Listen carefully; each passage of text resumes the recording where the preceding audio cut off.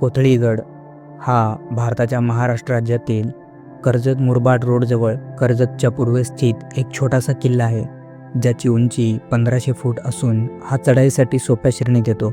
हा पेठ गावाच्या जवळ असल्याने ह्याला पेठचा किल्ला असेही म्हणले जाते. किल्ल्याच्या वरच्या भागात जाण्यासाठी चिमणीसारखा बोगदा आहे, जो आतून कोरलेला आहे आणि त्यावरून वर जाण्यासाठी एक जिना आहे.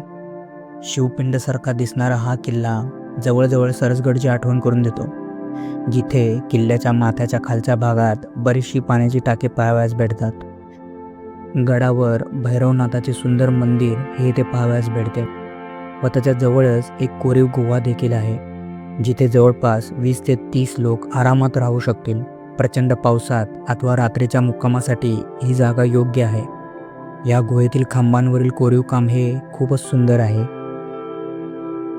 लहानसा दिसणाऱ्या या किल्ल्याचा इतिहास हा मोठा रक्तरंजित आहे.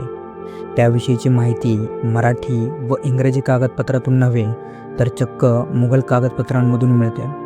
हा किल्ला काही बलाढ्य दुर्ग नाही, पण एक संरक्षण ठाणं होतं.